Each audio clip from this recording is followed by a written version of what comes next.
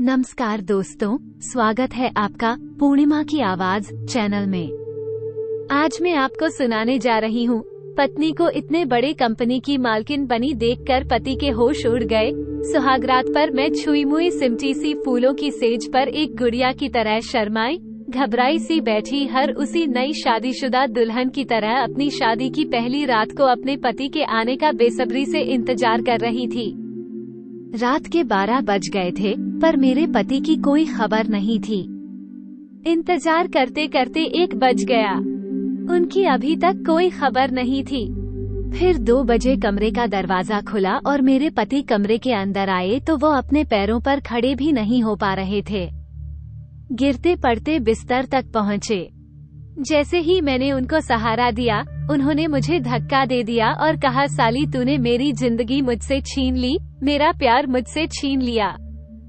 इसकी सजा तुझे मैं देकर रहूंगा। और उन्होंने मुझे जानवरों की तरह नोचा।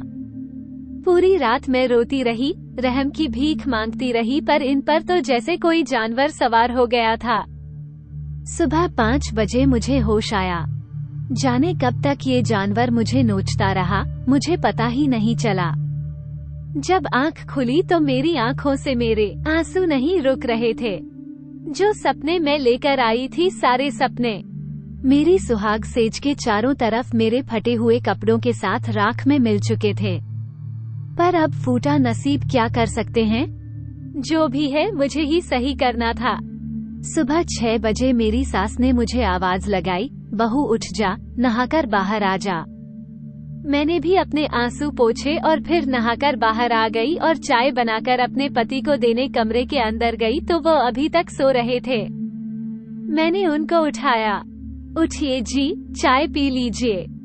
मेरे पति ने आंख खोली और मुझे देखा तो उनको रात का दूसरा धुंधला याद आया कि कैसे वो राक्षस बन गए थे। मेरे पति ने शर्मिंदा होते हुए कहा, आकांक्षा, मुझे माफ कर दो।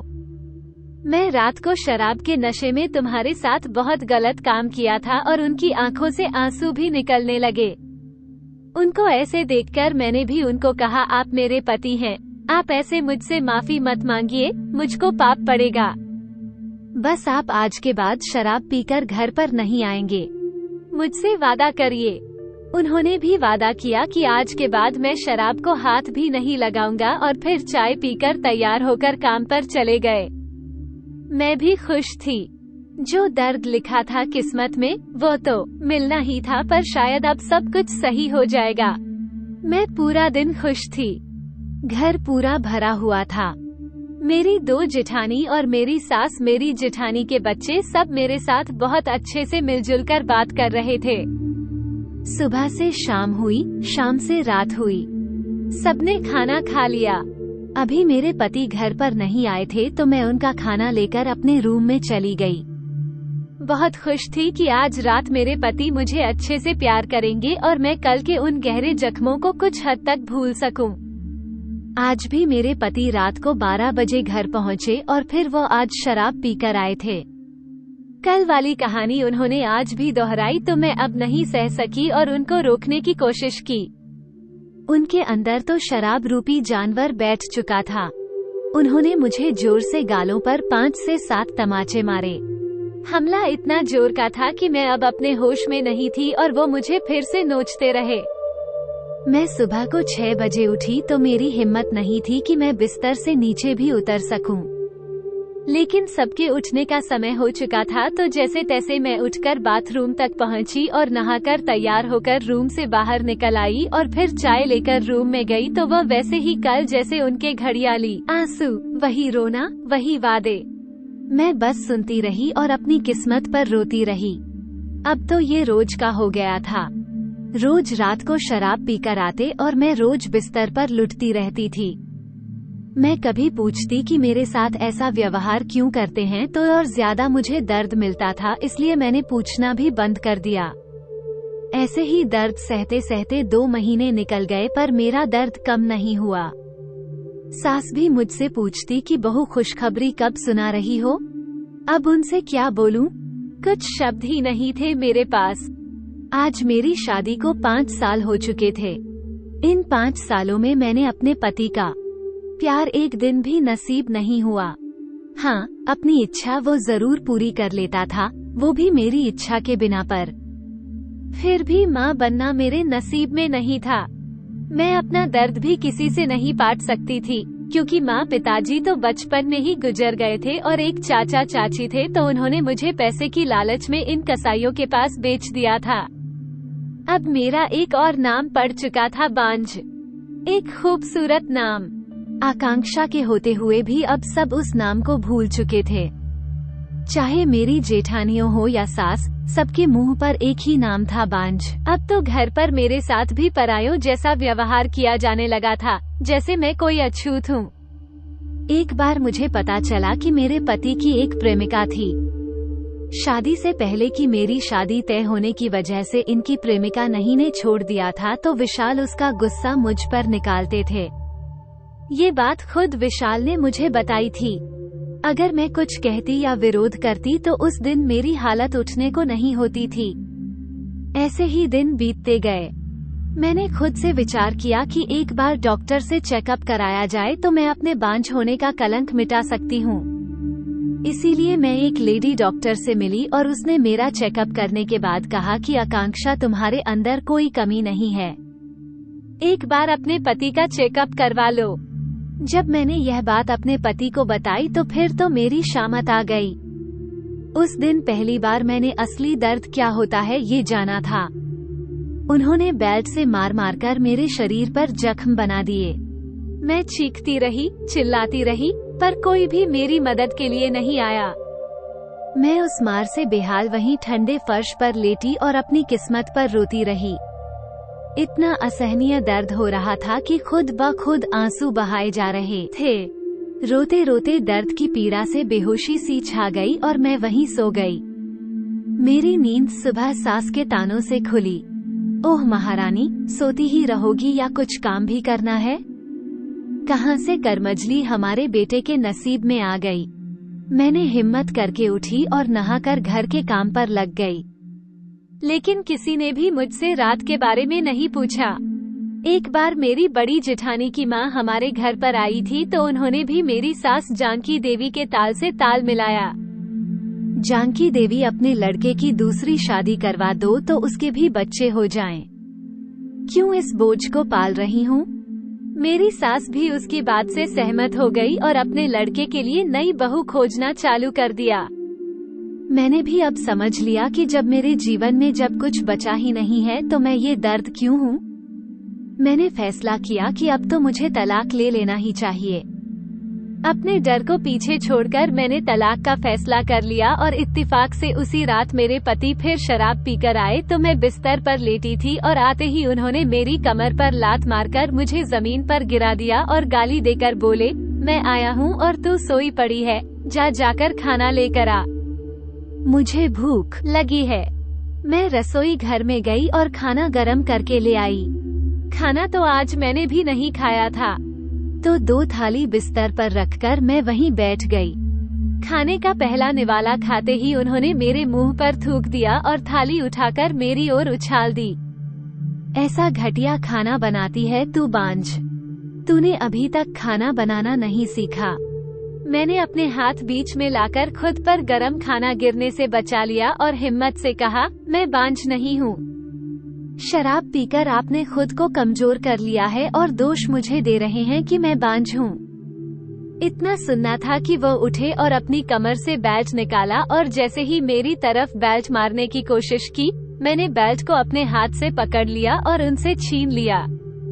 अब वो बिस्तर से उठे और मेरी तरफ जैसे ही झपटे तो मैंने उन्हें पूरी ताकत से धकेल दिया और वह जाकर फर्श पर गिर गए। शराब के नशे में ही जैसे तैसे वो उठे और बड़बड़ाया, आज तुझे इस घर से बाहर निकाल दूंगा। मैंने भी पलटकर जवाब दिया, तुम जैसे जानवर के साथ रहेगा भी कौन? बस फिर क्या था, उन्होंने कमरे का दरवाजा खोला और सामने सब तमाशा देखने वाले खड़े थे। मैं भी गुस्से में थी। आज पता नहीं कहां से इतनी हिम्मत आ गई थी कि सारा गुस्सा निकाल देना चाहती थी मैंने देखा कमरे के बाहर मेरी सास, मेरी दोनों जिठानी और दोनों जेठ खड़े थे। मैंने उनको देखते हुए कहा, आ गए तमाशा देखने के लिए? शर्म नहीं आती? अपने नपुंसक बेटे की कमी को छुपाने के लिए मुझे दोष देते हैं और अब किसी दूसरी मासूम लड़की की बलि देने की सोच रही है। अपने बेटे की दूसरी शादी करने से पहले उसका अच्छे से इलाज करवाओ, तब तो किसी मासूम लड़की को फंसाना। इतना सुनते ही मेरी सास ने कहा, विशाल देख क्या रहा है, निकाल अभी के अभी इसे बाहर। मैंने भी कह दिया, अब मुझे भी नहीं रहना इस घर में, मैं खुद ही निकल जाती हूँ यहाँ से। और रात के 11 बजे ही घर से निकल गई। न कोई बैग, न कोई सामान, खाली हाथ और खाली जेब। पता नहीं था कहाँ जाना है और क्या करना है। बस मुझे आप उस जेल से आजादी चाहिए थी, बस और नहीं। मैं घर से निकली। उस समय रात के 11 बज रहे थे। मुझे कोई होश नहीं था, बस चलती जा रही थी। कहाँ जाना है, क्या करना है, कुछ नहीं पता था। मैंने तो आज खाना भी नहीं खाया था, तो भूख के मारे चक्कर भी आ रहे थे। बस चलती जा रही थी, तभी सामने से एक कार मेरे ठीक सामने आकर रुकी। लड़की, मरना है क्या तुझे, जो ऐसे बीच रास्ते पर चल रही है? कार का ड्राइवर चिल्लाकर बोला। मैंने जब अपने सामने रुकी कार को देखा तो कार की रोशनी जैसे ही आंखों में पड़ी, मैं वहीं पर गिर गई और बेहोश हो गई। जब होश आया तो खुद को एक घर के रूम में बिस्तर पर पाया। आंख खुली तो मेरे सामने एक 50 साल की एक खूबसूरत औरत बैठी थी, जिनका नाम कल्याणी देवी था। उठ गई बेटी। उस औरत के मुंह से बेटी शब्द सुनकर पता नहीं क्या हुआ कि मेरे आंसू निकल आए और मैं रोने लगी। अरे रोते नहीं है। अच्छा ये बताओ कि तुम रहती कहाँ हूँ, तुम्हारा घर कहाँ है, और तुम इतनी रात को ऐसे बीच सड़क पर क्या कर रही थी? मैं बस हैरानी से उस रूम को और उस औरत को देखे जा रही थी। मेरी नजर घड़ी पर गई जिसमें रात के 2 बज रहे थे। मतलब कि मैं यहाँ पर 3 घंटे से बेहोश पड़ी थी। जब उसने देखा कि मैं कुछ बोल नहीं रही हूँ तो वो खुद ही बोली, मैं भी कैसी पागल औरत हूँ। पहले ये बताओ कुछ खाओगी मुझे? भूख तो जोरों की लगी थी तो मैंने भी हाँ में सिर हिला दिया। वो बाहर निकली और 5 मिनट बाद फिर रूम के अंदर आ गई। उनके हाथ में एक प्लेट में नमकीन और कुछ बिस्किट और केक थे। अंदर आते ही बोली, इतनी रात हो गई है, खाना तो कुछ बचा नहीं है, अभी के लिए यही खा लो। मैंने जल्दी से पूरी प्लेट खत्म की। बिना सिर को उठाए हुए जब मैंने खा लिया और नजर ऊपर की तो वो औरत मुझे ही देखे जा रही थी और मुस्कुराए जा रही थी। मैंने भी शर्मिंदगी के साथ कहा, वो आंटी जी आज मैंने खाना नहीं खाया था तो भूख बहुत लगी थी। औरत ने कहा, और खाना है नहीं आंटी। अच्छा आप बताओ कहाँ से आई हो और तुम्हारे पति कहाँ हैं? उस औरत ने सवाल किया। आंटी जी मेरा कोई नहीं है इस दुनिया में, कहकर मैं चुप हो गई। अच्छा आराम करो, कल बात करते हैं, कहते हुए वो औरत रूम से बाहर निकल गई। मेरी आंखों में नींद कहाँ थी। मैं तो जो कल हुआ था और आगे क्या होगा उसके बारे में सोच रही थी। सोचते सोचते सुबह के 5 बज गए। अब मेरी आंखें भी नींद से भर गई थी और मैं सो गई। मुझे किसी ने डिस्टर्ब नहीं किया और मैं दोपहर के 12 बजे उठी। पिछले 8 सालों में पहली बार ऐसा हुआ था कि मैं 12 बजे तक सोई थी। जल्दी से उठकर मुंह धोकर मैं उस रूम से बाहर आई तो मेरी आंखें खुली की खुली रह गई। मेरे तो होश ही उड़ गए थे। वो कोई छोटा मोटा घर नहीं था, वो तो कोई आलीशान महल लग रहा था। इतना खूबसूरत महल जैसा घर मैंने अपने जीवन में पहली बार देखा था। नीचे बड़ा सा हॉल, उस पर पड़े 2 साइड सोफे और बीच में डाइनिंग टेबल। हॉल की दूसरी साइड भी ऐसे ही सोफे के सेट और उसके सामने एक और डाइनिंग टेबल था। एक साइड किचन बना था और उसके बगल से ऊपर जाने के लिए रिवॉल्विंग सीढ़ी बनी हुई थी। नीचे 3 कमरे बने हुए थे। ऊपर जाने का तो मौका ही नहीं मिला था तो पता नहीं ऊपर क्या था। सामने सोफे पर वही बैठी थी, उसके साथ एक 3 साल की बच्ची भी थी। उनकी नजर जैसे ही मुझ पर पड़ी, उस औरत ने मुझे बुलाया, इधर आ जाओ बेटी। पता नहीं मुझे उनके मुंह से बेटी सुनना इतना अच्छा लगा कि शब्द तो जैसे कि मैं भूल ही चुकी थी। इस घर में आने के बाद मुझे 3 ऐसे कारण मिले जिसने मुझे इस घर में रहने के लिए लालची बना दिया। एक तो मैं देर तक सोती रही और मुझे किसी ने डिस्टर्ब नहीं किया। दूसरा, ये घर नहीं महल था। और तीसरा, उस औरत का मुझे इतनी प्यार से बेटी बुलाना। मैं उनके पास जाकर बैठी तो उन्होंने सबसे पहले किचन की तरफ आवाज लगाई, कमला, चाय लेकर आना। दादी या आंटी कौन है? उस बच्ची ने उस औरत से पूछा। बेटा, यह आंटी इस घर की मेहमान है। चाय पीने के बाद मैंने कहा, अच्छा आंटी जी, मैं चलती हूँ, मुझे काम की तलाश भी करना है। उस औरत ने मुझे एक पल देखा और पूछा, क्या तुम अपने घर से भाग कर आई हो? मैंने कहा, नहीं आंटी, आप ऐसा क्यों बोल रही हो? उन्होंने मुझे मेरे शरीर पर बेल्ट के निशान देखे तो पूछा, फिर तुम्हारे शरीर पर हर जगह घाव और निशान कैसे पड़े हैं? मैंने उनकी बात को काटते हुए पूछा, सौम्या की माँ नजर नहीं आ रही है। सौम्या की माँ को गुजरे हुए 2 साल हो गए हैं। जब सौम्या 1 साल की थी तो राधिका की एक कार एक्सीडेंट में मौत हो गई थी। तब से सौम्या को मैंने पाला है, कहते हुए उन्होंने फिर से वही प्रश्न दोहराया। मैं उनकी तरफ देखती हुई एकदम से उनके घुटनों पर अपना मुंह झुकाकर रोने लगी। बताओ बेटी, क्या हुआ था? उन्होंने बड़े प्यार से पूछा। मैं फिर भी हिम्मत नहीं कर पाई कुछ भी बताने की। उन्होंने फिर मेरे सिर पर हाथ रखकर बड़े प्यार से पूछा, क्या अपनी माँ को भी नहीं बताओगी?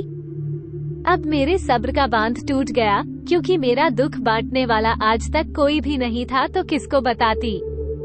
मैंने शुरू से अंत तक अपनी पूरी जीवन की किताब उनके सामने खोलकर रख दी। मेरी पूरी कहानी सुनने के बाद आंटी को तो मानो यकीन ही नहीं हुआ कि कोई इतना भी जालिम कैसे हो सकता है। मेरी बात खत्म होते ही मैंने कहा, अब मुझे निकलना चाहिए आंटी जी। उस औरत ने मुझे प्यार से बैठाया और कहा, देखो बेटी, क्या तुम सौम्या की देखभाल कर सकती हो? भगवान भी कैसे कैसे जुल्म करता है। इस मासूम को माँ का प्यार ही नसीब नहीं हुआ।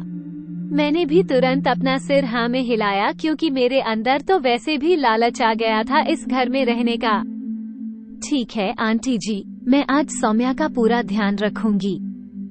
मैंने सौम्या को अपने पास बुलाया। सौम्या बेटा, इधर आना। सौम्या मेरे पास आई। बेटा, मुझसे दोस्ती करोगे? सौम्या भी खुशी खुशी मेरे बगल में आकर बैठ गई और हमारी अच्छी पटने लगी थी। फिर दोपहर का खाना खिलाकर मैं सौम्या को उसके रूम में ले गई और सुला दिया। शाम को फिर सौम्या को उठाकर दूध दिया और मेरे साथ ही खेलती रही।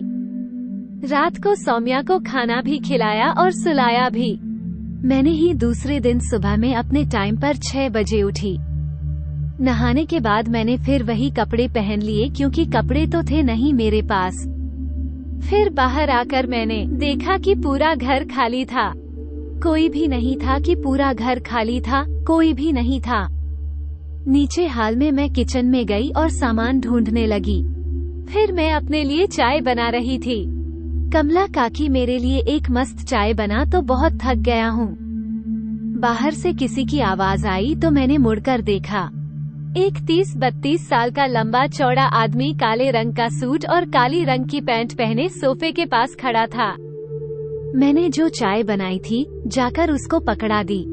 वो आदमी मुझे एकटक घूरे जा रहा था। तुम कौन हो और कमला काकी कहाँ है? उसके सवाल से मैं डर गई। एक तो इतनी सुबह सुबह वह ऐसे घर के अंदर आया था, और फिर उसका ये सवाल। मैंने हिम्मत के साथ कहा, मैं सौम्या की देखभाल करने के लिए यहाँ आई हूँ। मगर आप कौन हैं? मेरे ही घर में खड़ी होकर मुझसे ही सवाल। इतनी हिम्मत हो गई तुम्हारी? मैं तुम्हारी सौम्या का पापा हूँ। मैंने आश्चर्य से उनकी ओर देखा और कहा, मुझे क्या पता आप सौम्या के पापा हैं। मैं तो यहाँ कल ही आई हूँ, और इतनी सुबह सुबह कोई ऐसे घर में घुस आएगा तो पूछना तो पड़ता है। अच्छा ठीक है, ये बताओ कहाँ से आई हो और पहले कभी बच्चे पाले हैं तुमने? मैंने ना में जवाब दिया तो उनको और गुस्सा आ गया। किसने रखा है तुमको? बताओ वो आंटी जी ने। मैंने भी डरते डरते कहा, ये माँ भी ना बिल्कुल पागल हो गई है। मैं भी उदास होकर वहाँ चुपचाप खड़ी थी। तो फिर उन्होंने गुस्से से कहा, अब क्या मेरे सिर पर ही खड़े रहना है? जाओ अपना काम करो। मैं उदास किचन में ही एक टेबल पर बैठ गई। मेरी बाहर निकलने की हिम्मत नहीं हो रही थी। थोड़ी देर में आंटी की आवाज मेरे कानों में पड़ी, आकांक्षा उठ गई हो तो सौम्या को भी उठा दो। मैं किचन से बाहर निकली और देखा तब तक सौम्या के पापा जा चुके थे।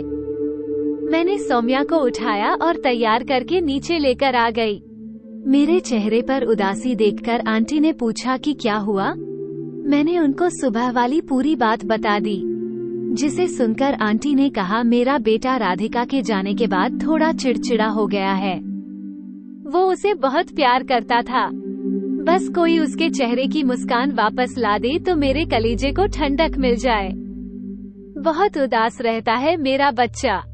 मैं पूरा दिन उसके ही बारे में सोचती रही।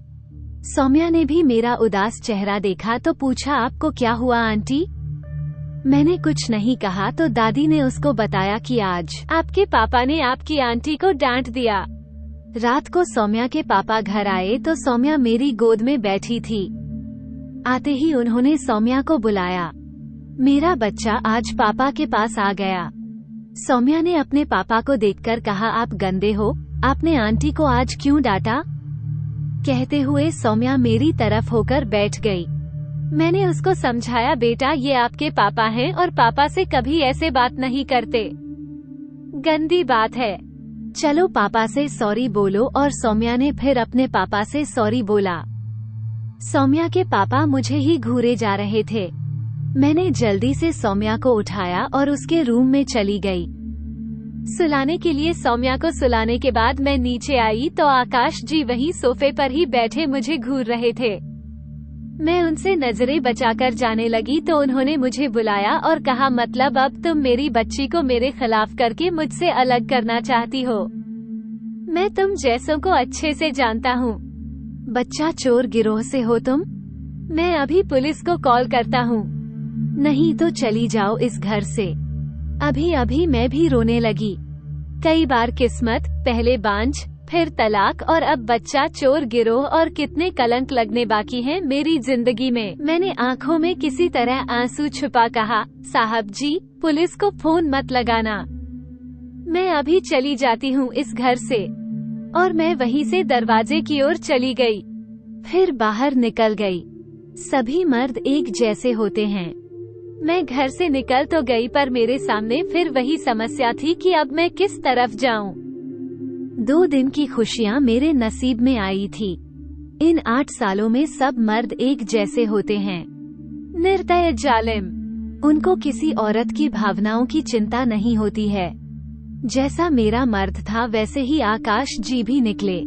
मैं सोचती हुई जा रही थी कि तभी मैंने देखा कि सामने 2 लड़के एक लड़के को मार रहे थे और उसके हाथ से कुछ छीन रहे थे। वो लड़का उनसे मुकाबला कर रहा था पर उस तरफ 2 लड़के थे तो ये लड़का कमजोर पड़ता जा रहा था। फिर भी मुकाबला जारी रखा। अचानक उनमें से एक लड़के ने अपनी जेब से चाकू निकाला और अकेले लड़के के पेट में चाकू मार दिया और उसका मोबाइल छीनकर भाग गए। वो अकेला लड़का वहीं पर गिर गया और उसको अब होश नहीं था कुछ भी। मैं भागकर गई और उसको उठाया और आसपास नजर दौड़ाई तो कोई मुझे नजर नहीं आ रहा था। रात के 10 बज रहे थे, रोड भी खाली थी पर कुछ तो करना ही था। यह सोचकर उस लड़के को अकेले ही घसीटते हुए ले जाने लगी। तभी वहां से 2 आदमी निकलकर जा रहे थे तो मैंने उनसे मदद मांगी कि इस लड़के को सामने अस्पताल तक पहुंचवा दीजिए। उन दोनों ने उस लड़के को हॉस्पिटल तक पहुंचाया और जल्दी से निकल गए। हॉस्पिटल में डॉक्टर ने इलाज चालू किया और पूछा, यह आपके कौन है? तो अब मैं क्या बोलती कि यह कौन है? मुझे तो कुछ भी समझ में नहीं आया कि क्या बोलूं। मैंने भी साफ साफ बता दिया कि ये मुझे सामने की सड़क पर बेहोश मिले थे तो मैं इनको यहाँ लेकर आ गई। डॉक्टर ने उसका इलाज चालू किया और उसके पास से उसका विजिटिंग कार्ड निकालकर उस पर लिखे नंबर पर फोन किया और उनके घर वालों को वहाँ बुलवाया। हॉस्पिटल कोई इतना बड़ा हॉस्पिटल नहीं था।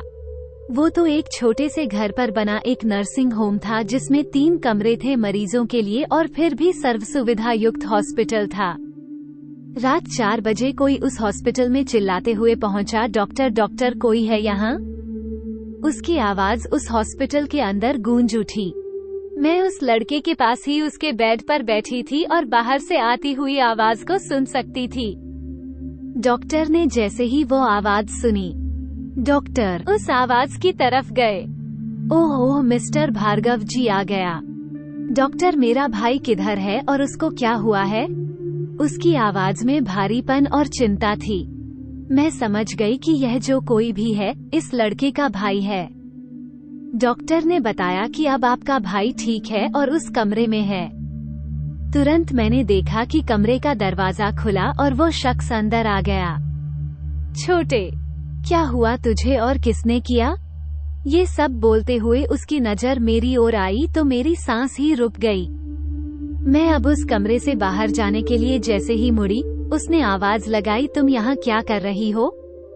तुमको मैंने कहा था ना मेरे घर परिवार से दूर रहने के लिए, तो तुमको सुनाई नहीं देता। क्या बुलाऊं क्या? अभी पुलिस को मैंने इतना ही सुना और मैं वहाँ से निकलकर उस हॉस्पिटल के बाहर आ गई। पर अब मैं जाऊं तो जाऊं कहाँ? रात के 4 बज रहे थे। मुझे तो कुछ नहीं सूझा तो मैंने अब 2 घंटे हॉस्पिटल के बाहर साइड में एक बेंच पर ही रुकने का विचार किया। सुबह उजाला हो जाएगा तो कुछ दिमाग लगा सकते हैं कि कहाँ जाना है। मैं उस बेंच पर आकर बैठ गई और बैठे बैठे ही नींद में चली गई। हॉस्पिटल के अंदर जब डॉक्टर उस लड़के के रूम में गए तो उन्होंने पूछा, मिस्टर आकाश, वो लड़की कहीं गई जो इन्हें यहाँ लाई थी? क्या वो लड़की मेरे भाई को यहाँ लाई थी? डॉक्टर आकाश जी ने चौंकते हुए पूछा। डॉक्टर ने जवाब दिया, यस मिस्टर आकाश। वह बता रही थी कि 2 लड़के इसको चाकू मारकर इसका मोबाइल छीनकर भाग गए तो वो लड़की इसको उस सड़क से यहाँ हॉस्पिटल में लेकर आई थी। पता नहीं कहाँ चले गई। बिना बताए इतनी रात को मिस्टर आकाश ने घड़ी देखी तो रात के 4:30 बज रहे। मिस्टर आकाश तुरंत उठे और डॉक्टर आप मेरे भाई के लिए तुरंत कोई नस का इंतजाम करो। मैं अभी आया 5 मिनट में कहते हुए हॉस्पिटल के बाहर आ गए और जैसे ही कार में जाने लगे तो उनको मैं वहीं साइड में बेंच पर सोती हुई दिखी। मिस्टर आकाश मेरे पास आए और उठाते हुए बोले, लड़की सुनो। मैं आवाज सुनकर तुरंत नींद से जाग गई और देखा तो सामने मिस्टर आकाश खड़े थे। मैंने हड़बड़ाते हुए उनसे कहा, साहब पुलिस को मत बुलाना, मैं सुबह होते ही यहाँ से चली जाऊंगी। रात में कहाँ जाऊं? कुछ डर सा लग रहा था। मिस्टर आकाश ने मुझे हॉस्पिटल के अंदर बुलाया और सिर्फ इतना ही कहा, जो कुछ भी हुआ उसके लिए सॉरी। मैं गुस्से में कुछ ज्यादा ही बोल गया था। तुमने मेरे भाई की जान बचाकर मुझ पर बहुत बड़ा उपकार किया है। बोलो तुमको कितना रुपया चाहिए? मैंने कहा, साहब मैंने कोई उपकार नहीं किया, न ही रुपयों के लिए किया है। और हाँ, आपके भाई की जगह कोई और होता तो भी मैं वही करती जो मैंने अभी किया और मैं बच्चा चोर नहीं हूँ। साहब मेरी मजबूरी ने मुझे यहाँ पर काम करने दिया, नहीं तो मैं भी पढ़ी लिखी BSc MSc पास स्टूडेंट हूँ, कुछ भी काम कर सकती हूँ। मिस्टर आकाश शर्मिंदा थे। उन्होंने दोबारा भी माफी मांगी और कहा, मैं बहुत जल्दी गुस्सा हो जाता हूँ, मुझे माफ कर दो और जो कुछ भी हुआ वो माँ को मत बताना प्लीज। मैंने भी कहा नहीं बताऊंगी। और बात करते करते सुबह के 6 बज गए थे। उजाला पूरी तरह से हो चुका था तो मैंने उनसे कहा, अब आप घर जाइए, मैं यहाँ पर हूँ, पक्का तुम संभाल लोगे? उन्होंने सवालिया तरीके से पूछा। मैंने कहा, हाँ मैं यही हूँ, आप जाइए, नहीं तो मांझी चिंता करेंगी आपकी। मिस्टर आकाश वहाँ से चले गए और मैं अब उनके भाई के पास आकर बैठ गई। सुबह 10 बजे आकाश जी और उनकी माताजी हॉस्पिटल में आई और वरुण को देखने उस कमरे में आए। हॉस्पिटल का रूम बहुत छोटा था, उसमें सब तो आ ही नहीं सकते थे, तो माँ जी को उस रूम में छोड़कर मैं और आकाश जी बाहर चले गए। बाहर जाते ही आकाश, जिन्हें पहली बार बड़े प्यार से मेरा नाम पुकारा आकांक्षा जी, मैंने चौंक कर उनकी तरफ देखा तो आकाश जी ने कहा, मुझे आपके बारे में कुछ नहीं पता था, इसलिए मैं इतना सब बोल गया आपसे। अभी सुबह मुझे माँ ने आपके बारे में बताया तो मुझे लगा कि मैं गलत था। मैंने भी उनकी तरफ देखते हुए कहा, मुझे इसकी आदत है, मैं ऐसी बातें हर रोज सुनती थी, यह मेरे लिए कोई नई बात नहीं है। मैं बस पुलिस वाली बात से डर गई थी क्योंकि मेरे ऊपर तो 3 कलंक पहले ही लग चुके थे। फिर अगर पुलिस ले जाती तो फिर बांझ तलाक, बच्चा चोर के बाद हवालात में भी रहने का कलंक लग जाता। मिस्टर आकाश ने अपनी गलती महसूस की और कहा, अच्छा तो बताइए, इसके लिए आप मुझे क्या सजा देना पसंद करेंगी? मैं ये शब्द पहली बार सुंदर थी कि कोई मर्द मेरे सामने अपनी गलती मानकर सजा के लिए बोल रहा है। मैंने कहा, ऐसा नहीं है, मैं किसी को कोई सजा नहीं देने वाली हूँ। वैसे भी सब मर्द एक जैसे होते हैं। आज बोल रहे हैं आप, कल फिर उससे दुगुना दर्द मुझको ही मिलेगा। आकाश जी ने कहा, आकांक्षा जी, मैं इतना भी बुरा नहीं हूँ। वो तो राधिका के जाने के बाद मेरी जिंदगी में अब कुछ बचा ही नहीं, तो मैं ऐसा बन गया था। आपसे वादा करता हूँ, आज के बाद मैं कभी भी किसी बात पर गुस्सा नहीं करूँगा। बस आप मेरी बेटी को संभाल लो। मैंने भी कहा, आप सौम्या की चिंता मत करिए, मैं उसको कभी भी माँ की कमी महसूस नहीं होने देंगी। तब तक आकाश जी की माँ भी बाहर आ जाती हैं और आकाश जी ने कहा, माँ मुझे ऑफिस के लिए लेट हो रहा है, मैं निकलता हूँ, रुक इसको भी ले जा, साथ में घर छोड़ देना, रात भर की जागी है तो आराम कर लेगी। आंटी जी ने आकाश जी से कहा। मैंने मना कर दिया पर आंटी ने मुझे जबरदस्ती घर भेज दिया। मुझको घर छोड़ने के बाद आकाश जी अपने ऑफिस चले गए और मैंने अच्छी नींद ली। शाम को उठने के बाद सौम्या के साथ बैठी थी तो सौम्या ने कहा, आंटी आपके कपड़े कितने गंदे हैं, जाओ अभी इनको बदल कर आओ। मैंने भी मासूमियत के साथ कहा, पर आपकी आंटी के पास तो कपड़े ही नहीं है। सौम्या उठी और मेरे साथ ऊपर चलकर आकाश जी के रूम से अपनी माँ की साड़ी दी और कहा, जाइए इसको पहन कर आइए। जल्दी से मैंने भी देखा मेरे कपड़ों पर खून के निशान लगे हुए थे तो मैंने भी जल्दी से साड़ी ली और चेंज करके आ गई। अब आप अच्छी लग रही हो आंटी, कहते हुए सौम्या फिर से मेरे पास आ गई। रात को जब आकाश जी घर पहुँचे तो मैं सौम्या को खाना खिला रही थी। आकाश आते ही गुस्से में, तुम्हारी हिम्मत कैसे हुई यह साड़ी पहनने की, किसने दी तुमको ये साड़ी, कहते हुए बिल्कुल लाल पीले हो गए। सौम्या ने डरते डरते कहा, पापा ये साड़ी आंटी को मैंने दी है। आकाश जी ने सौम्या को एक थप्पड़ लगाया और मुझसे बोले, जाओ अभी की अभी यह साड़ी उतार कर आओ और अपने रूम में चले गए। मैंने सौम्या को चुप कराया और उसको उसके कमरे में सुलाकर साड़ी बदलकर आकाश जी के रूम में गई और साड़ी वापस उनको दे दी और कहा, आपको बच्ची पर हाथ नहीं उठाना चाहिए था, आपने बहुत गलत किया है, और बोलकर वापस आ गए। सुबह उठी तो घड़ी की तरफ देखा, 7 बज रहे थे। जल्दी से उठी, रूम से बाहर आई तो देखा तो फिर से सन्नाटा था। मैंने अपने लिए चाय बनाई और पीने के बाद किचन से बाहर आकर डाइनिंग टेबल पर बैठी थी। देखा तो सामने आकाश जी तैयार होकर खड़े थे। मैंने पूछा, कहाँ जा रहे हैं सुबह सुबह? आकाश जी बोले कि हॉस्पिटल जा रहा हूँ। मैं भी उनके साथ हॉस्पिटल चली गई। आकाश जी ने आंटी को घर भेज दिया और हम दोनों वहाँ पर थे। तब आकाश जी ने कहा, कल रात के लिए सॉरी। मुझे भी अपनी सुहागरात वाली बात याद आ गई तो मैंने भी कहा, आकाश जी एक बात बोलूं, बुरा मत मानिएगा। आकाश जी ने मेरी तरफ देखते हुए कहा, जी बोलिए। तो मैंने उनसे कहा, मेरे पति ने सुहागरात वाले दिन मेरे साथ जानवरों जैसा व्यवहार किया और फिर दूसरे दिन सुबह को मुझे सॉरी बोला, पर दूसरे दिन भी उन्होंने मेरे साथ वैसा ही किया और तीसरे दिन फिर उन्होंने मुझको सॉरी बोला। उसके बाद उनका ये सब रोज का हो गया था। मेरी बात को आप समझ रहे होंगे क्यों आकाश जी?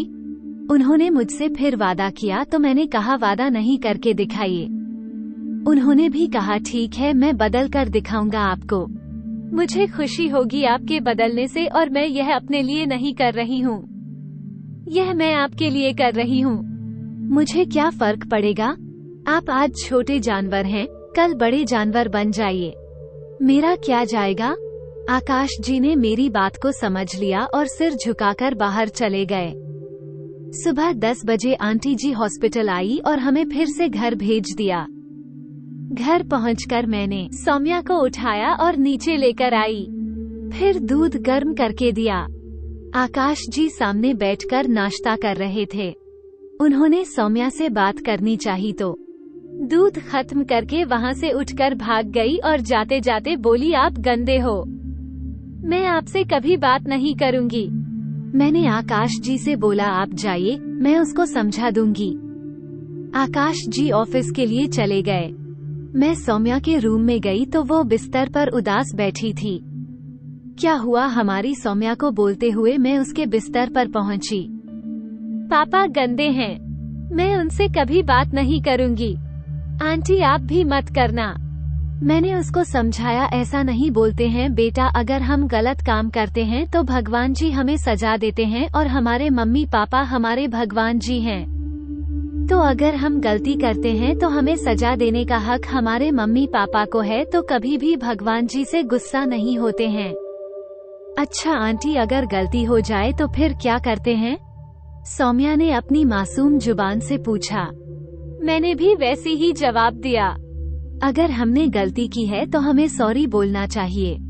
आपने गलती की थी तो आप पापा को सॉरी बोलो। सौम्या को अपनी गलती का एहसास था तो उसने कहा, मैं पापा को सॉरी बोलूंगी जब वो वापस आएंगे, और हम दोनों मस्ती करने लगे।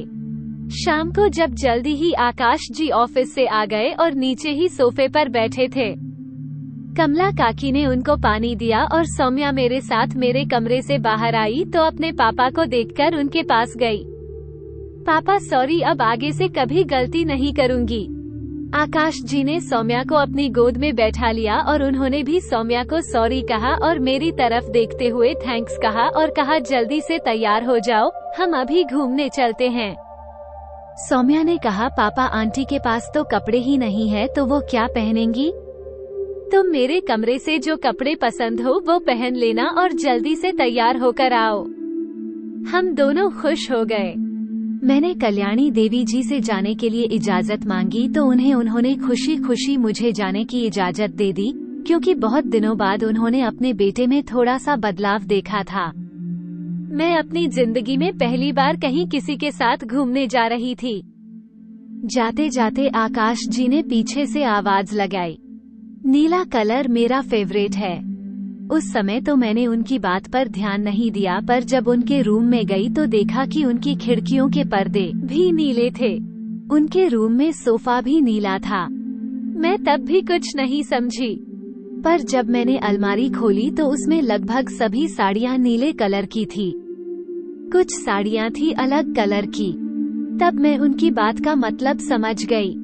क्या ये किसी नए रिश्ते की शुरुआत है? मेरे मन में कई सवाल उठे, पर मैंने उनको दबा दिया और एक डार्क नीली साड़ी पहनकर तैयार होकर बाहर आ गई। हम घर से निकले। पहले तो सौम्या को पार्क घुमाया, फिर सौम्या के लिए कुछ कपड़े खरीदे और उसी मॉल में हमने खाना खाया और रात को घर आ गए। जब हम घर पहुँचे, कल्याणी देवी जी वहीं बरामदे में बैठी थी। अपने बेटे के चेहरे पर मुस्कुराहट देखकर उन्हें बहुत अच्छा लगा। वो बेटा जो राधिका के कपड़ों को हाथ तक भी लगाने नहीं देता था, उसने आकांक्षा को राधिका के कपड़े पहनने के लिए दे दिए। ये बहुत बड़ी बात थी। घर पहुंचकर सौम्या को दूध पिलाकर उसके कमरे में सुलाकर मैं नीचे आ गई तो देखा आकाश जी वहीं पर बैठे थे। मेरे पास आते हुए बोले, थैंक्स आकांक्षा जी, आज आपकी वजह से मुझे मेरी बेटी वापस मिल गई। मैंने भी कह दिया, वैसे थैंक्स तो मुझे आपको कहना चाहिए, क्योंकि आपकी वजह से आज मैंने जिंदगी में पहली बार इतना खुलकर एंजॉय किया है। अच्छा जाइए, आप सो जाइए, आकाश जी ने जाते जाते कहा। बहुत खूबसूरत लग रही थी आप। मैंने कहा थैंक्स, वैसे मेरा फेवरेट कलर क्रीम है, और मुड़कर अपने रूम में चली गई। मस्त एक सुखद दिन की समाप्ति हुई। सुबह उठकर चाय पीकर मैं सोफे पर बैठी थी। आकाश जी तैयार होकर आए और हम हॉस्पिटल चले गए। आज आकाश जी ने क्रीम कलर का सूट और पैंट पहना था। मुझे लगा कि कहीं उनके दिल में भी तो वही नहीं जो मेरे दिल में है। हॉस्पिटल पहुंचने के बाद आंटी जी के घर जाने और फिर वापस आने के बाद आकाश जी ने मुझसे कहा, आकांक्षा जी, मेरी पुरानी सेक्रेटरी काम छोड़कर चली गई है, तो क्या आप मेरी सेक्रेटरी बनेंगी? क्या मैं उनकी तरफ आंखें फाड़कर देखती रही? तो उन्होंने कहा, ऐसी क्या देख रही है? मैंने कोई आपको आई लव यू बोल दिया क्या? पर मैं कैसे? मैंने आज तक कभी बाहर काम ही नहीं किया। आकाश जी बोले, उसमें क्या है? जैसे घर को मैनेज करती हैं, वैसे ही ऑफिस को और मेरे काम को मैनेज करिएगा। और मुझे पूरा भरोसा, साहब आप मेरी सेक्रेटरी बनकर अच्छे से काम कर लेंगी। मैंने भी हिम्मत करके हाँ बोल दिया और कल से ऑफिस आऊंगी बोल दिया। मुझको घर छोड़ने के बाद आकाश जी ऑफिस के लिए जा रहे थे तो मैंने भी बोल दिया, आज आप बहुत हैंडसम लग रहे हैं। आकाश जी ने गाड़ी आगे बढ़ाते हुए कहा, थैंक्स। मैं घर पर आ गई और नहाकर एक नई साड़ी पहनकर सौम्या के साथ बैठ गई। आज वरुण जी को हॉस्पिटल से घर लाना था तो आकाश जी सीधा ऑफिस से ही हॉस्पिटल गए और वहां से वरुण को लेकर घर पहुंचकर आंटी ने वरुण को नीचे वाले कमरे में ही रहने को कहा, क्योंकि बार बार ऊपर नीचे होने से उसके जख्म भरेंगे नहीं। मैंने भी कह दिया, कोई बात नहीं, मैं कुछ दिन यहीं सोफे पर ही हो जाऊंगी। तो आंटी ने कहा, सोफे पर क्यों, तुम ऊपर सौम्या के रूम में सो जाना। सौम्या भी खुश हो गई और आकाश जी के चेहरे पर भी मुस्कान आ गई। सौम्या तो ठीक, पर आकाश जी क्यों मुस्कुराए समझ में नहीं आया। खाना खाने के बाद मैं सौम्या को लेकर ऊपर कमरे में चली गई सोने के लिए। सुबह उठकर जल्दी से नहाकर मैं मंदिर गई थी। कह सकते हैं कि पहली बार मंदिर गई थी, क्योंकि मेरा भगवान से विश्वास ही उठ चुका था। इसलिए मैंने भगवान से माफी भी मांगी और धन्यवाद भी किया। सुबह 7 बजे मैं वापस आई और कमला काकी ने मुझे चाय दी। आज पहली बार कमला काकी ने मुझे चाय पिलाई थी। मैं तैयार तो बैठी थी, तभी आकाश जी आए और नाश्ता करने के बाद उन्होंने मुझसे पूछा, रेडी हो आकांक्षा जी? मैंने भी हाँ में सिर हिलाया और हम लोग निकल गए ऑफिस के लिए। आकाश जी के साथ मेरा ये दूसरा नया एक्सपीरियंस था। पहला तो मैं जिंदगी में पहली बार कहीं घूमने गई थी। दूसरा, जिंदगी में पहली बार मैंने बाहर की दुनिया देखी थी। ऑफिस पहुंचकर मैंने आकाश जी को बोला, आप चलिए, मैं आपके पीछे पीछे आती हूँ। आकाश जी चले गए तो मैंने अब ऑफिस के लिए चलना स्टार्ट किया। जैसे ही ऑफिस के गेट से अंदर घुसी, पहले तो मुझे गॉड ने रोका और पूछा, आपको यहाँ किससे मिलना है? मैंने बताया, मुझे मिस्टर आकाश से मिलना है और मैं। इतने में गार्ड ने मुझे कहा, अभी आप जाइए, 2 बजे के बाद आइएगा, अभी साहब बिजी हैं। मैं हैरान थी कि ये गार्ड है या आकाश जी का सेक्रेटरी। मैंने फिर से निवेदन किया कि मुझे आकाश जी ने बुलाया है, आप उनसे बोल दो कि गेट पर आकांक्षा जी आई हैं। गार्ड ने फिर नहीं सुना और मुझे बाहर जाने को बोला। इतने में सामने से आकाश जी आते दिखे। क्या आकांक्षा कहाँ रुक गई और ना जल्दी अंदर, तुम तो गेट पर ही रुक गई। गार्ड ने जैसे ही सुना, उसकी तो सांस ही अटक गई। मैडम जी, माफ कर दीजिए, मुझसे गलती हो गई, सर से शिकायत मत करिएगा, मेरी नौकरी चली जाएगी। गार्ड ने गेट खोला और मैं अंदर आई। क्या हुआ, तुम मेरे साथ अंदर क्यों नहीं आए? आकाश जी ने पूछा तो मैंने भी गार्ड को देखकर कहा, वो मैं देखना चाहती थी कि ऑफिस के लोग कैसे काम करते हैं। तो क्या देखा आपने? आकाश जी के पूछने पर मैं फिर से गार्ड की तरफ देखते हुए कहा, काम तो अच्छा करते हैं, पर थोड़ा सामने वाले को सम्मान भी देना सीख जाए तो और अच्छा हो जाए। अच्छा चलिए बॉस। बॉस क्यों, क्या हुआ? आप तो ऐसे चौंके जैसे कि मैंने आपको आई लव यू बोल दिया हो। अब ऑफिस है और मैं आपकी सेक्रेटरी हूँ, तो आप मेरे बॉस हुए ना। हम दोनों केबिन के अंदर आ गए और आकाश जी के साथ एक और कोई लड़की थी। आकाश जी ने कहा, प्राची इनको काम समझा दो, और ये नई है तो इसको सब अच्छे से समझाना। जी सर। कहते हुए प्राची मुझे काम समझाने लगी। मुझे भी सीखने की चाह बहुत पहले से थी, तो मैंने भी सब काम मन लगाकर सीखा। शाम को हम एक साथ वापस आए और फिर मैं सौम्या के साथ कुछ समय बिताई और खाना खाकर जल्दी ही सो गई, क्योंकि आज मैं थक भी गई थी। सुबह उठकर फिर वही रूटीन चालू हुआ। हम ऑफिस पहुंचे तो मैं सीधे केबिन में आ गई और काम करने लगी। मैं बॉस के सामने बैठकर काम कर रही थी कि केबिन का दरवाजा मेरे ठीक पीछे था। यस मिस्टर विशाल, कहिए कोई काम था क्या? बॉस ने मेरे पीछे खड़े आदमी से कहा। वो बॉस, मेरे घर से फोन आया था कि मेरी माँ अभी अभी चल बसी तो मुझे छुट्टी चाहिए थी। मैंने बिना देखे ही आवाज और नाम से ही जान लिया कि ये वही मेरा जालिम पति है। जब मैंने अपनी सास की मृत्यु का समाचार सुना तो दिल में धक्का लगा। आप कैसी भी थी, पर थी तो मेरी सास ही। आकाश ने उनको छुट्टी दे दी और वो चले गए। मेरी आंखों में आंसू निकलता देख आकाश ने मजाक करते हुए कहा, क्या हुआ तुमको? तुम तो ऐसे रो रही हो जैसे तुम्हारी सास मर गई हो। मैंने भी उनसे कहा, बॉस वो मेरी सास ही थी और विशाल मेरा वही जालिम पति था। आकाश जी की तो बोलती ही बंद हो गई।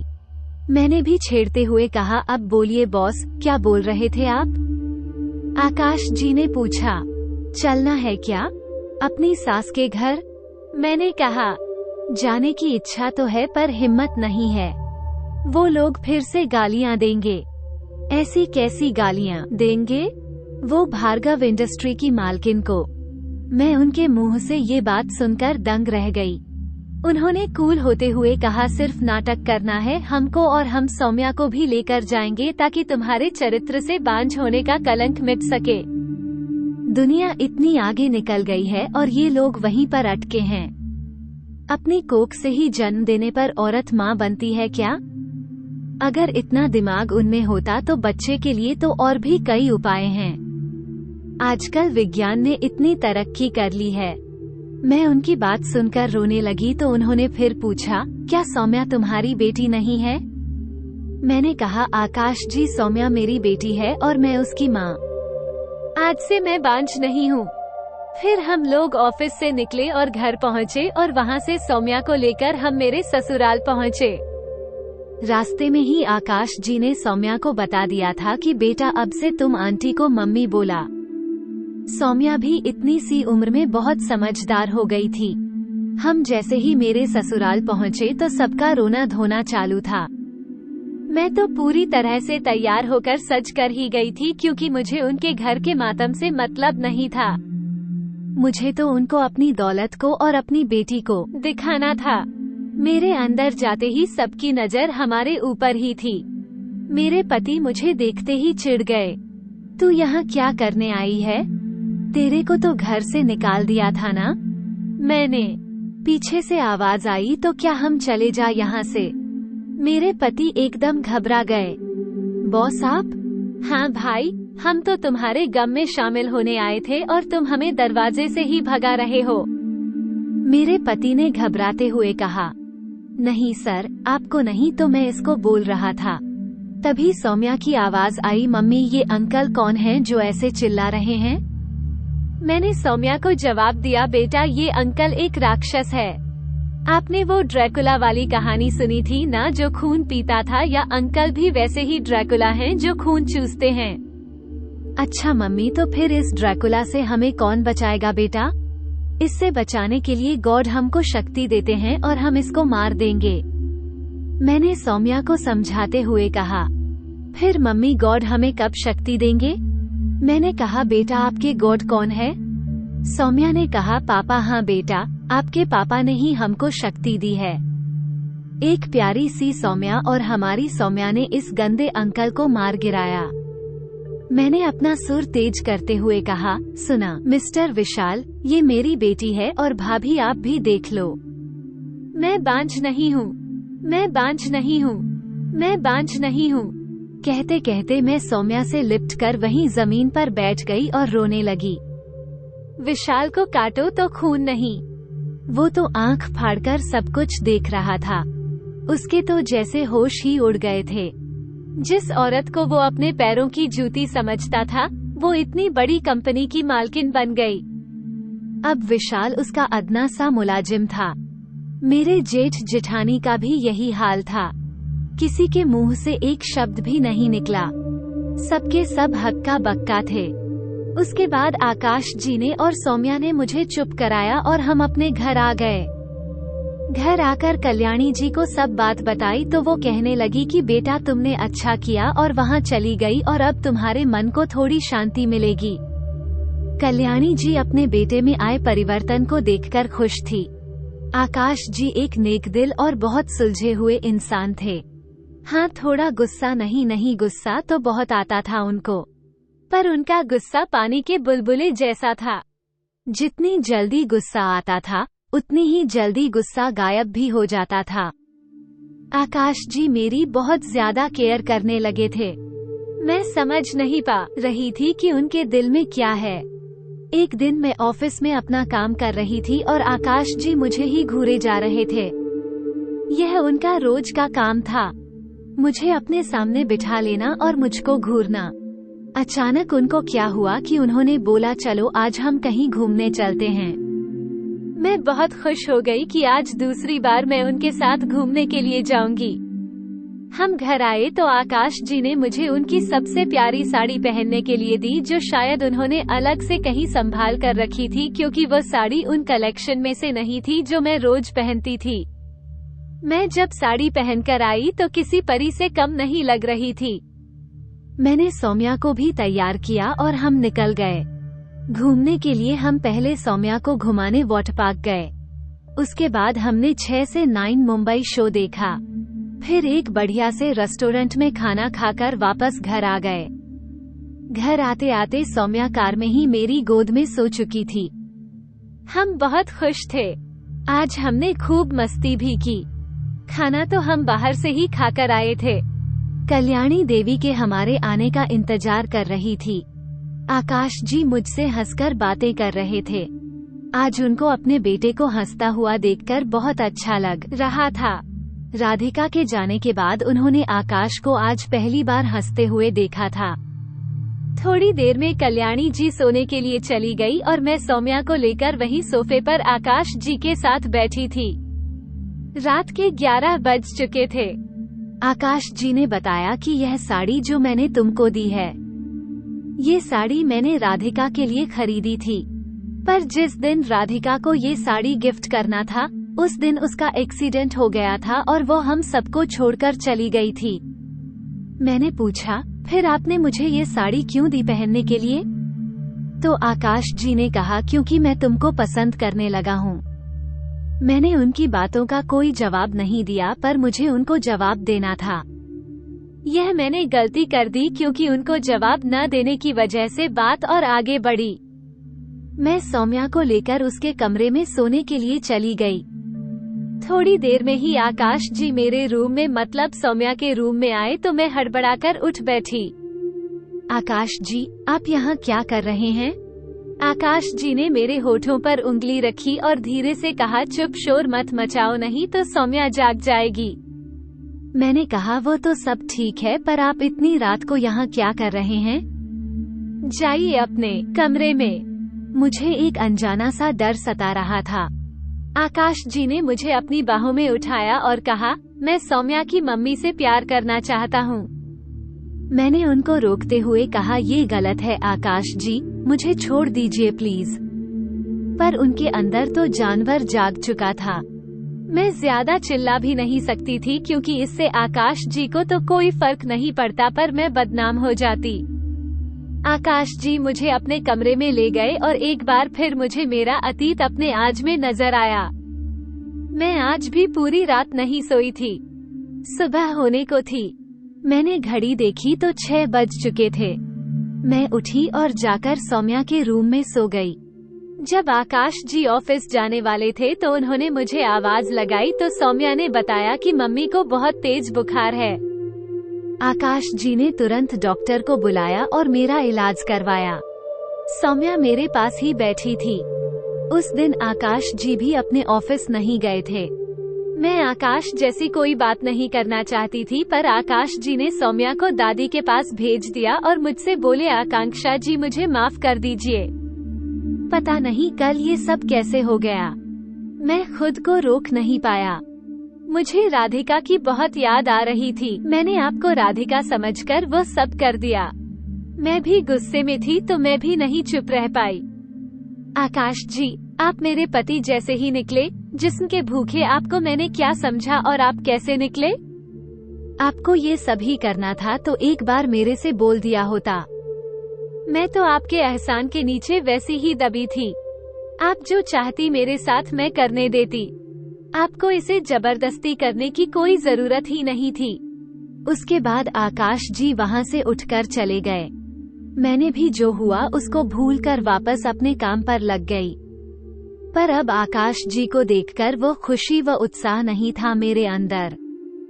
धीरे धीरे सब नॉर्मल हो गया। घर से ऑफिस, ऑफिस से घर, फिर सौम्या के साथ खेलना। 1.5 महीने बाद मुझे पता चला मैं प्रेग्नेंट हूँ।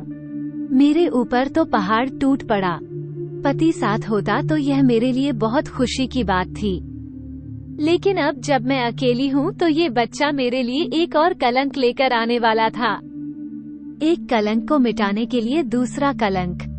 मैंने थोड़ी हिम्मत से काम लिया और आकाश जी के पास गई और उनको ये बात बताई। आकाश जी, आपने जो गलत काम किया था उसका पाप मेरे पेट में पल रहा है। अब मैं इस पाप को कहाँ लेकर जाऊँ? आकाश जी ने दोबारा पूछा, क्या? मैंने बताया कि मैं प्रेग्नेंट हूँ और आपका बच्चा मेरे पेट में पल रहा है। आकाश जी ने मुझे अपने पास बैठाया और कहा, पहली बात तो ये पाप नहीं है, ये हमारे प्यार की निशानी है, और दूसरी बात, तुम कहीं नहीं जाओगी, यहीं रहोगी। पर लोग पूछेंगे तो मैं क्या जवाब दूंगी? आकाश जी ने मेरी आंखों में देखते हुए सवाल किया, मुझसे शादी करोगी? मैं हैरान थी कि यह क्या बोल रहे हैं। आप सिर्फ मुझसे इसलिए शादी करना चाहते हैं क्योंकि मैं आपके बच्चे की मां बनने वाली। आकाश जी ने कहा, ऐसा नहीं है राधिका, मैं तुमसे बहुत प्यार करता हूँ और तुमको भूल नहीं सकता हूँ। देखा ना, आपने अभी मुझको राधिका नाम से पुकारा। मेरा नाम राधिका नहीं आकांक्षा है। आकाश जी तुरंत बोले, जानता हूँ, पर मैं तो हमेशा तुमको राधिका ही बुलाऊंगा।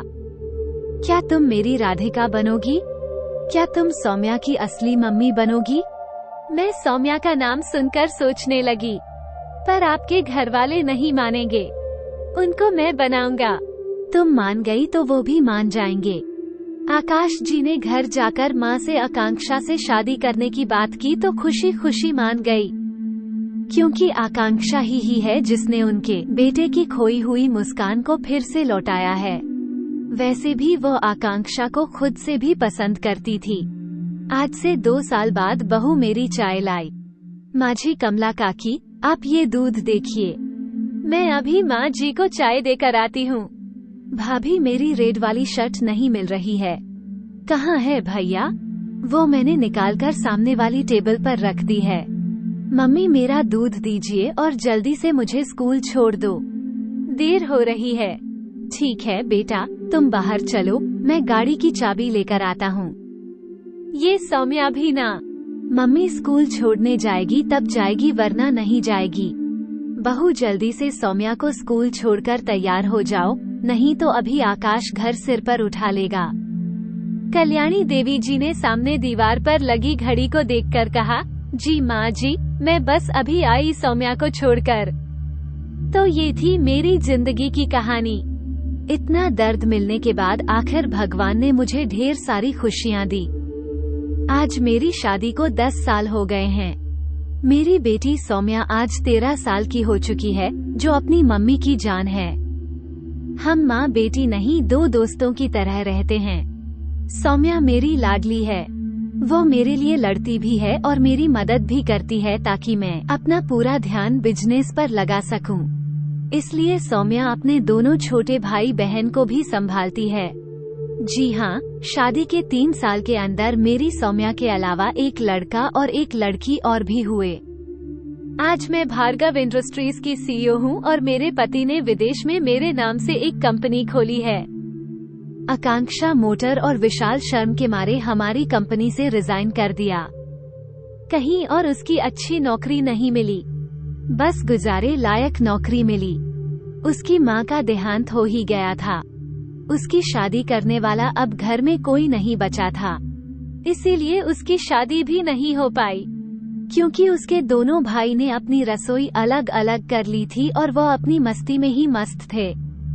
विशाल के सुख दुख से उन्हें कोई लेना देना नहीं था। विशाल ने खुद को पूरी तरह नशे में डुबो दिया था। काम से आते ही शराब पीकर नशे में चूर होकर घर आता था, लेकिन घर पर उसे खाने को पूछने वाला भी कोई नहीं था। धीरे धीरे उसकी सेहत बिगड़ती गई और वो भी बीमार रहने लगा और एक दिन उसकी दोनों किडनी फेल हो गई और वो सही इलाज न मिलने के कारण तड़प तड़प कर मर गया। इधर आकांक्षा एक खुशहाल जीवन जीने लगी। विशाल जैसे लोग जो अपनी पत्नियों के साथ जानवरों जैसा व्यवहार करते हैं और पत्नियों का मजबूर होकर उनका अत्याचार सहना पड़ता है, उन लोगों को अगर आपको सजा देने का हक मिल जाए तो आप क्या सजा देना चाहेंगे? अगर आपको हमारी कहानी अच्छी लगी हो, हमारी वीडियो को लाइक करें, शेयर करें और हमारे चैनल को सब्सक्राइब कर दें। मिलते हैं अगली वीडियो में। आपका बहुत बहुत धन्यवाद।